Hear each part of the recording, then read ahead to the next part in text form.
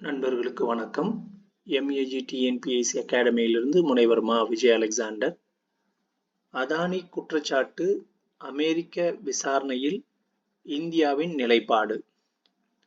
தொழிலதிபர் கௌதம் அதானி மற்றும் அவருக்கு தொடர்புடையவர்கள் மீது அமெரிக்காவில் நடைபெற்று வரும் ஊழல் விசாரணையில் இந்தியாவுக்கு பங்கு இல்லை என்று மத்திய வெளியுறவு அமைச்சக செய்தி தொடர்பாளர் ரன்தீர் ஜெய்ஷ்வால் விளக்கமளித்துள்ளார்.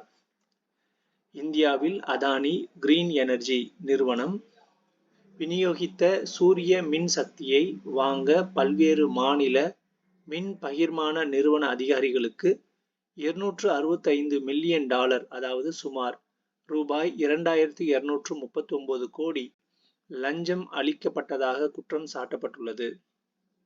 லஞ்சம் அளிக்கப்பட்டதை மறைத்து அமெரிக்க முதலீட்டாளர்களிடம் நிதி திரட்டியதாக கௌதம் அதானி நிறுவனத்தின் இயக்குநர்கள் சாகர் அதானி, வினித் ஜெயின் ஆகியோர் மீது அமெரிக்க நீதிமன்றத்தில் அந்நாட்டு நீதித்துறை குற்றப்பத்திரிகை தாக்கல் செய்துள்ளது.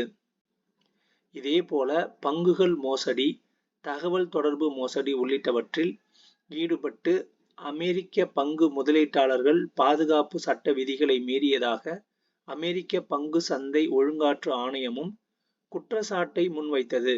இந்த குற்றச்சாட்டுகள் ஆதாரமற்றவை என்று மறுத்த அதானி குழுமம் சட்ட நடவடிக்கைகளை தொடங்குவதாக தெரிவித்துள்ளது.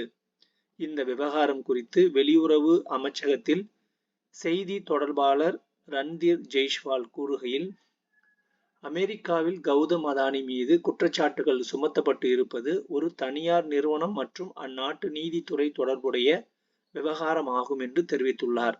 இது தொடர்பாக காங்கிரஸ் ஊடக பிரிவு தலைவர் ஜெய்ராம் ரமேஷ் கூறுகையில், அதானி குழுமம் தொடர்பான அமெரிக்க விசாரணையில் இந்திய அரசு பங்கேற்கவில்லை என்று வெளியுறவு செய்தி தொடர்பாளர் தெரிவித்துள்ளார். அது உண்மைதான்.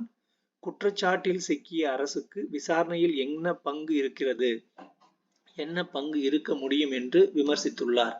நன்றி.